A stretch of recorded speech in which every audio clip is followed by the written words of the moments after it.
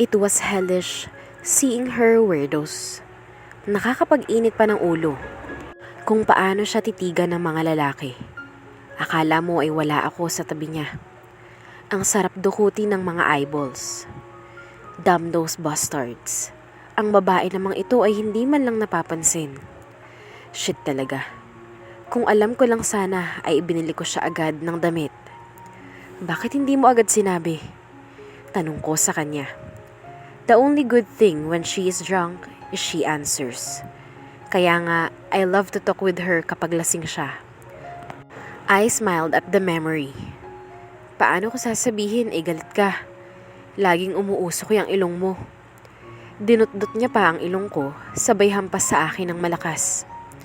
Aray, Brianna! Reklamo ko. Hindi ko na talaga kaya.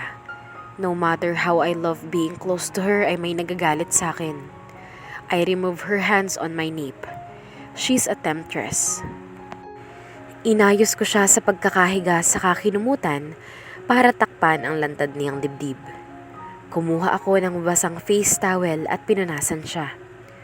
Hindi nagtagal ay nakapikit na siya, dala siguro ng antok at kalasingan. She reeks with alcohol. Hindi pa naman siya sanay uminom noon. I was about to leave when I heard her sob. Napabalik ako sa tabi niya. Her shoulder slightly shakes. Brianna, what's wrong? Masuyo kong tanong. Masakit. Ungot niya. She continues to sob. Binalot agad ako ng pag-aalala. Saan ang masakit sa'yo? Dumilat siya at tinaas ang kanyang ihintuturo. She then pointed out it to her chest. Yung puso ko, sobrang sakit. Basa na ng luha ang pisngi niya. I immediately wipe it away with my hand. Ayoko na. Ang sakit-sakit na. Pagod na ako. Yumugyug na ang balikat niya. Hindi ko na kaya. She finally break down. Guilt sipped to me. Gaya pa din ng dati ay kahinaan ko ang mga luha niya. I curls myself even more. Paano ko siya nagawang sakta ng ganito? My Brianna is a strong woman. Hindi siya basta-basta umiiyak. My heart clenched as I hug her close to me. I am sorry. Paulit-ulit kong bulong sa kanya habang hinahalikan ang buhok niya. She hugged me back really tight, just like before. Her head is leaning on my chest. I hope she hears my heartbeat that only beats for her. Bahala na. Brianna, do you still love me? I asked, almost a whisper. I never stopped loving you, she said with her eyes closed. A smile creeped to my face as I hear her answer. That's it. I am taking her back no matter what. Wala na akong pakialam kahit iniwan niya man ako noon at ipinagpalit sa iba. I am willing to risk everything for her. This time, I won't let her go. If I have to steal away from her family, ay gagawin ko. She is mine to begin with. Ang sakit ng ulo ko. Malamang, magwalwal ka ba naman ng parang wala nang bukas? Pangbabalahura ng isip ko. Pabalik-balik ang tingin ko sa ceiling at sa taong katabi ko. I might be pretty wasted pero naalala ko pa ang katangahan ko kagabi. Now, I am regretting being drunk. Now what? Tanong ko sa sarili ko. I heave a sigh before my gaze went to the man beside me. Nanlalaki ang mga mata ko as I met his ash chocolate eyes. Nahigit ko ang hininga ko. My heart beats more faster. At hindi ako makahinga. Good morning, my Brianna, he said in his husky baritone voice. Then flashed his sexy smile. Excuse me as I faint. Hilton. Brianna, let's forget everything and just be with us. When things weren't broken. Can we? I find his words appealing and persuasive. Ang tanga kong mabilis pa sa 4:00 na tumango, ignoring the warning bells inside my head.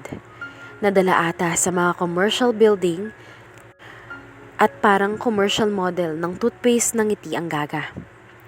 "Great," he said, and his eyes gleamed with happiness. "Now, let me have a good morning kiss." Before I can even react, his face moved close, and our lips touched. Bulta-bultahing kuryente ang dumaloy mula sa dulo ng labi ko hanggang sa buong katawan ko. It was not a simple kiss nor a wild one. It was slow and enticing. Gaga na kung gaga, but I kissed him back. Bawat hagod ay ninanamnam. It feels like it's our first kiss again. I am doomed. Napapikit ako nang maghiwalay ang mga labi naming magkahinang. I am out of breath. "My Brianna, why don't you take a bath and change first?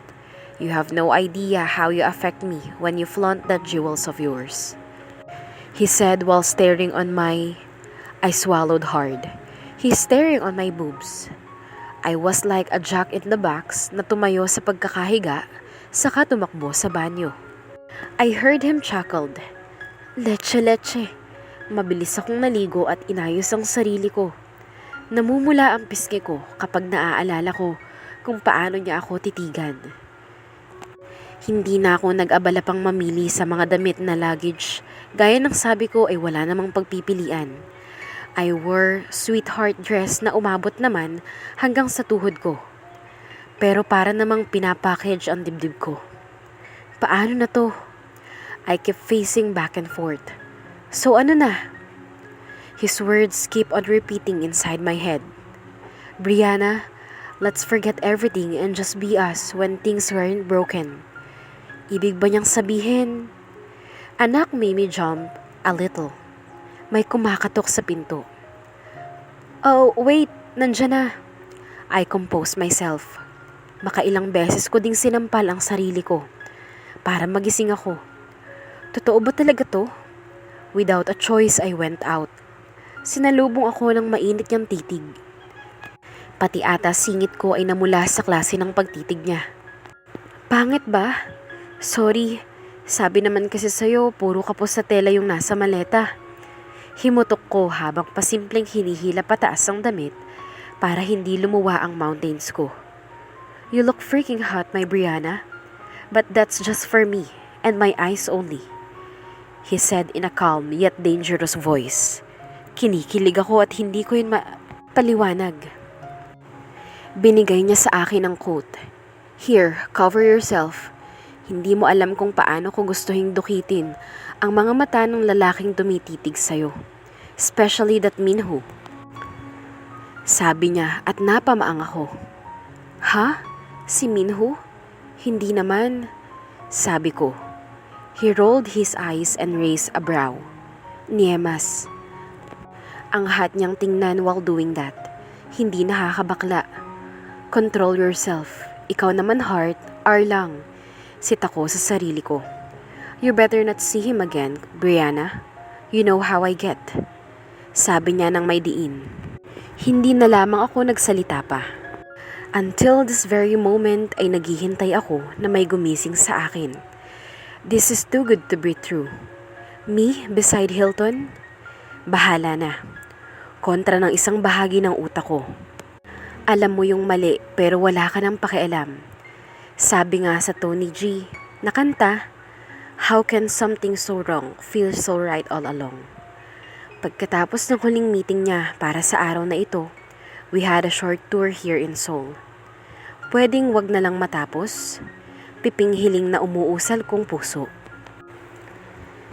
We went to a park where golden shower trumpets grow. Sobrang tingkad ng kulay dilaw ng mga dahon.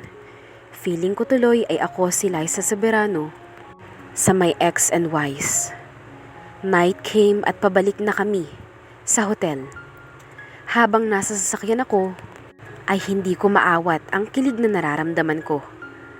Hawak lang naman niya ang kamay ko while I lean on his shoulders.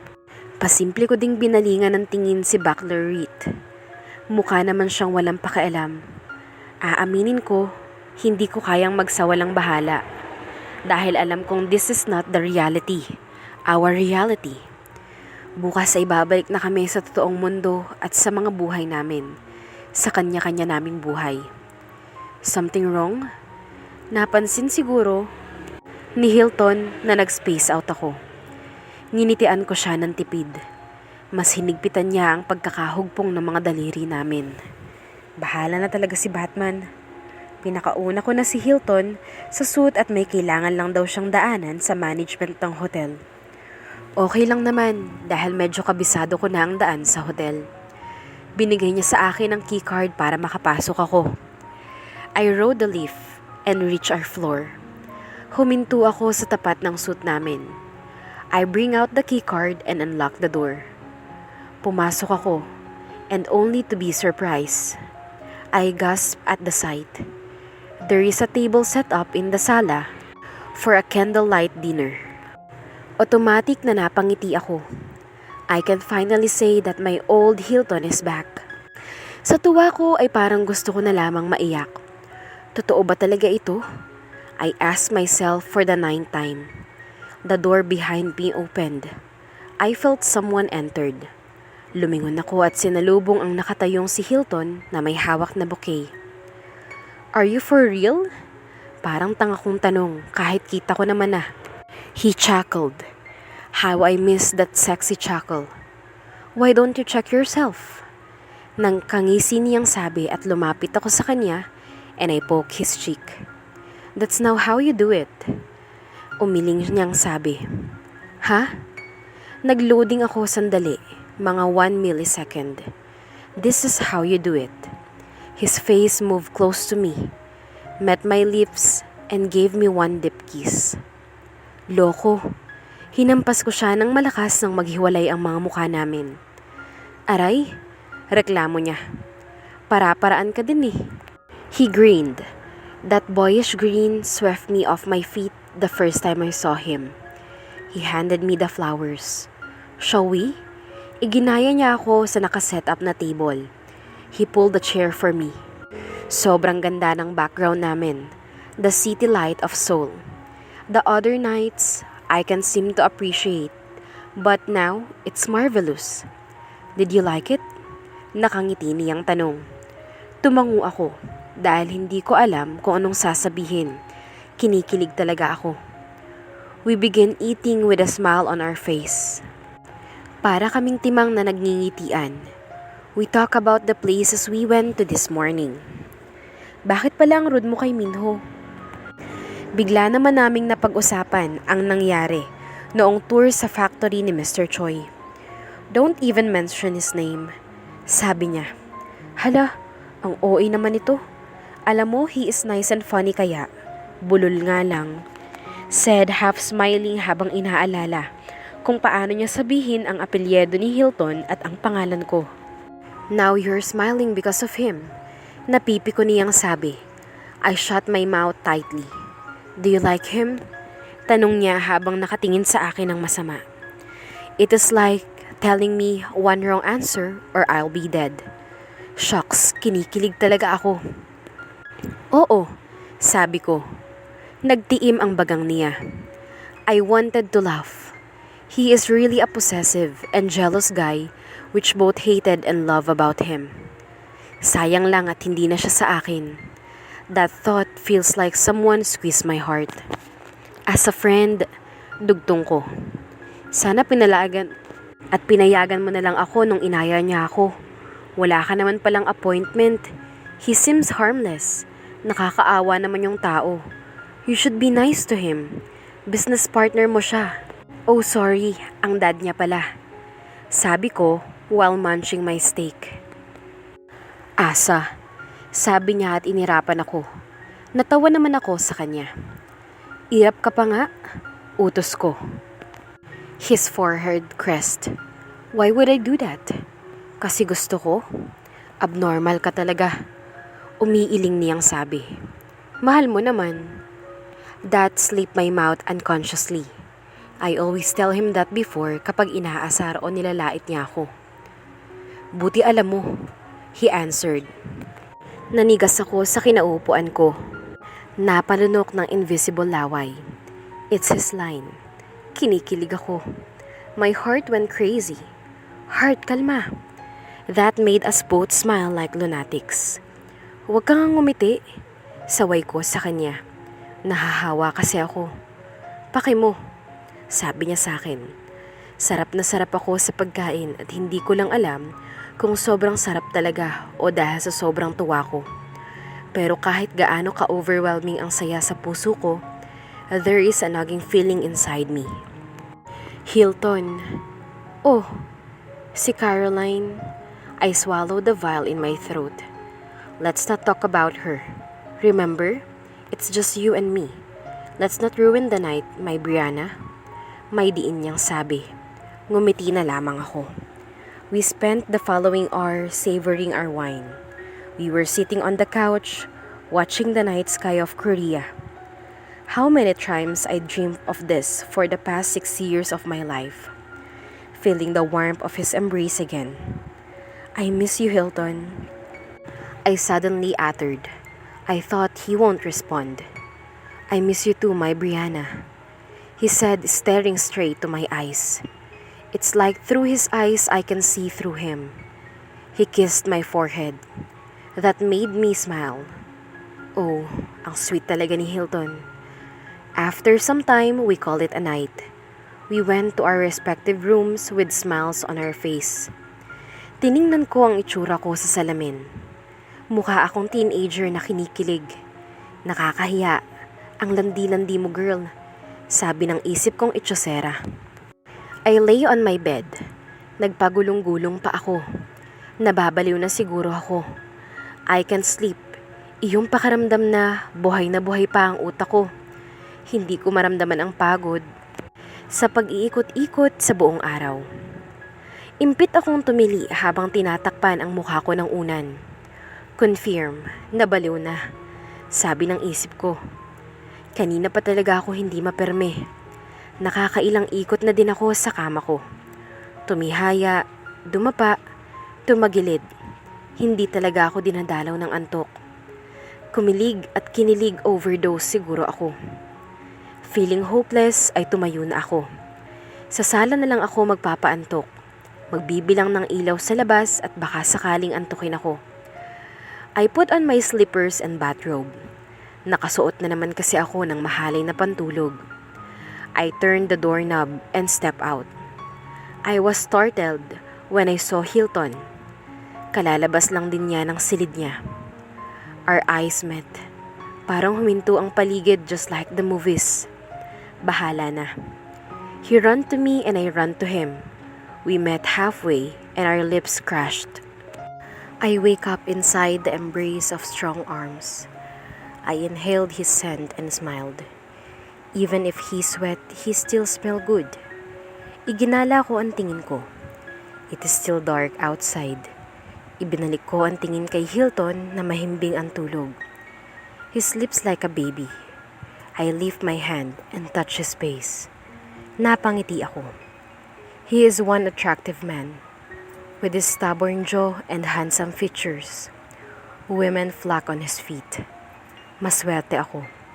I am lucky to find a man as beautiful as him, kaya lang ay sinayang ko. I touch his lips with the back of my hands. He has kissable lips at ang labi nyata niya ang malambot. All his features are hard. A naughty thought crossed my mind. Napailing na lang ako. He is just a great lover. In the midst of dim light, I noticed the light from his phone na nasa nightstand. Someone's calling. Thinking it was an important call in the middle of the night, ay dinampot ko ito. The moment I saw the caller's name ay para akong binuhusan ng malamig na tubig. Sinampal ng pagkakalakas-lakas. Nanginginig ang kamay ko as the call ended itself. A text popped up on the screen after. From Caroline. Hilton, let's talk. Your son is looking for you. Nagunahan sa pagtulo ang masagana kong luha. This is the slap I am waiting to wake me up. Tahimik akong humigpi habang pinagmamasdan sa huling pagkakataon si Hilton. The man I love with all my heart. If there is another life, I will find you, my love. Maybe that time, I won't let you go. I slowly get off from his embrace. I carefully went out of the room. Iniwan ko ang suitcase. Hindi din naman akin yun. Muli akong bumalik sa silid ni Hilton. He is still in the slumber. Kinuha ko ang nalilis na kumot para takpan ang hubad niyang dibdib. Yumukod ako to give him one last kiss. "Goodbye, my love," I whispered. His forehead creased. I left the suit with a heavy heart. Sa bawat hakbang ko ay parang may shackles. It's hard to walk away. Pinalis ko ang mga traidor na luha. I fumbled to my phone inside my bag. I looked for a name in my contact list. When I found it, I pressed the button to make a call. After a few rings, the other line picked it up. "Oh, Brianna, napatawag ka." He sounded like someone who was awakened up. I swallowed the lump in my throat so I can talk. "Hey, sorry nga pala sa storbo." Panimula ko. "Nasa Korea ka pa ba?" "Yup, but I am leaving tomorrow." Sagot niya. I sighed in relief. "Pwede bang makahingi ng favor?" I cringe. Bahala na. Sandaling natahimik ang nasa kabilang linya. "Okay, what is it?" He finally replied. "Same favor." I heaved a sigh. I woke up feeling great. Who would not? I just made love to the woman I love, but that was cut off short. Napabalikwas ako ng bangon nang makitang wala na pala siya sa tabi ko. "Brianna?" I called her but there was no answer. Where did she go? She won't leave without me. Nilibot ko ang buong suit but she's nowhere to be found. Nang hihina akong napaupo sa kama ko. A piece of paper caught my attention. Nakalagay ito sa nightstand. Dinampot ko ito at mabilis na binuklat. Nanginig agad ang buong pagkatao ko nang mabasa ang nilalaman nito. Nalungkot ako at tila ang galit ko ay umahon na naman sa aking dibdib. Nilamukos ko ang papel. "You can't leave again, Brianna." Without second thought, I went to the management and asked for the CCTV footages. Nakakuyom ang kamao ko habang chinecheck ang mga footage. "That's her." Turo ko sa isang monitor. Nagtatagis ang bagang ko. "She can just leave me, gaya ng ginawa niya noon. I won't let her. Not this time." Lalo akong nagngit-ngit nang makitang sumakay siya sa humintong sasakyan. What the hell? I called all the possible help I can get. I kept on facing back and forth. Hindi ako mapalagay kaninang madaling araw pa siya umalis. Hindi siya pwedeng makalayo basta-basta. My phone rings. I hurriedly answer it. "Hey pal, I traced the plate number you sent me." Balita sa akin ni Zoren, a trusted friend who has connection here in Korea. "Sino?"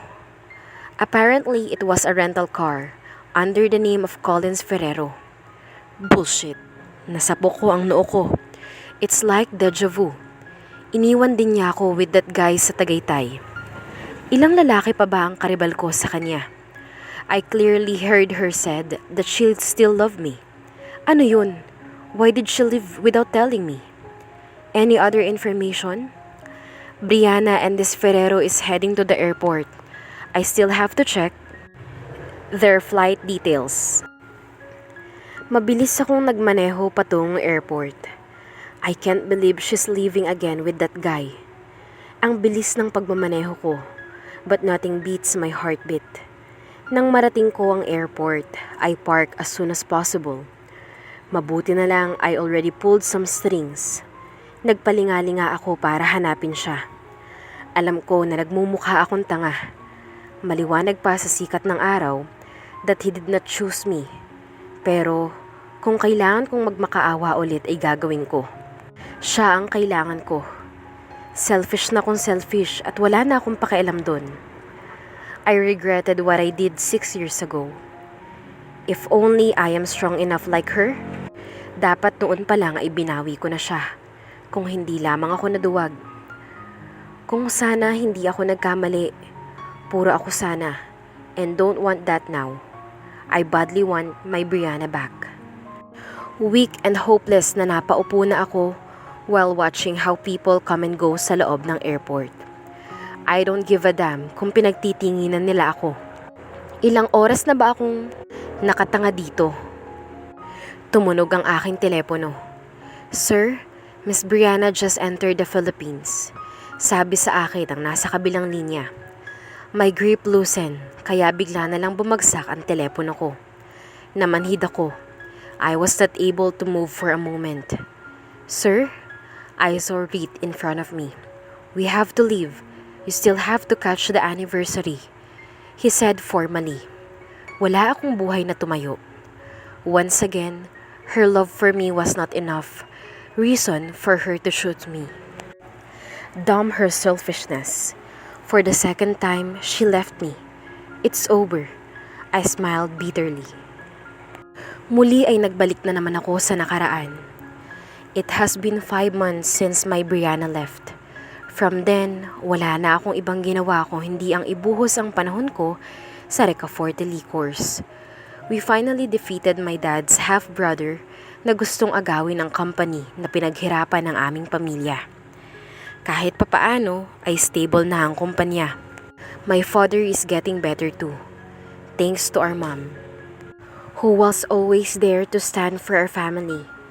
Kasalukuyan kong inaayos ang mga gamit kong dadalhin sa aking pag-alis. I am going to Malaysia. I will stay by her side kahit na awayan niya ako at awayan niya ako. I know she needs me. I wanna be there for her for my Brianna. Napangiti ako. I am actually imagining what will be her reaction pag nakita niya ako. I missed her so bad. I was dragged out from my happy thoughts when I heard the doorbell. Binuksan ko ang pinto, and I was surprised to see Caroline, my ex-girlfriend, standing in front of me. The last time I saw her was when I waited for Brianna sa aming tagpuan. Hi Caroline, I don't want to be rude, but I don't think I can let you in. You see, I have a flight to catch. Sabi ko sa kanya. Natigilan ako when she started crying. Hey, what's wrong? Nagtataka kong tanong. Hilton, nanginginig ang balikat niya. She hugged me, and I was caught off guard. Bakit? Nag-alala ako sa kanya. She's still a friend of mine after all. Hilton, buntis ako. She said while sobbing. What? You got me pregnant. I am sorry. Parang tumigil sa pag-inog ang mundo ko. I got Caroline pregnant. I was dumbfounded. I am such a fool. That night, when Brianna did not show up, I was so broken. Nagpakalasing-lasing ako. Sinamahan ako ni Caroline. The next thing I knew, I woke up with a terrible headache. But that was not the worst thing. I was lying in bed with Caroline naked. May nangyari sa amin. Ginapangan ako ng guilt at takot. What would my Brianna say? Being drunk was not an excuse. I cheated on her. Kaya naman I was not able to bid goodbye to her. Hiyang-hiya ako sa sarili ko. Now, I am fucked up. I got Caroline pregnant. Nalaman ng pamilya niya and they were furious. My family did not say anything, but my mother was the one who is disappointed. I am more than disappointed of myself too. Things became complicated. Wala akong nagawa but to stay beside Caroline. Araw-araw ay para akong pinapatay habang nag-iisip kung ano na ang nangyayari sa babaeng mahal ko. I am physically present with Caroline but mentally absent. I don't love Caroline. The least thing I can do is to be nice with her and be there for my son. Mas lalo lamang akong na-stuck with Caroline when Aristotle, my son, was born. He was so beautiful. He is the one who keeps me sane at that time of my life. But there is a big swallow in my heart. I badly miss her, and before I lose my mind, I had her followed. Yes, I am such a greedy jerk. It has been more than a year with no news about her. My hired investigator finally called me one day. I was so excited. I received that report. Tiningnan ko ang isang larawang kuha ng investigator. I gritted my teeth as I can clearly remember what he said. Miss Roa got married after a month she arrived in Malaysia. Ang sabi, ang asawa daw nito ang tumulong sa pagpapagamot ng mama niya. Now, she have a daughter. It shook my ground and broke my world into pieces. Nalamukos ko ang litratong hawak ko. In the picture, she's holding a baby in her arms. I laugh without humor. She married for money? Really? Since then, I diverted my attention to my son.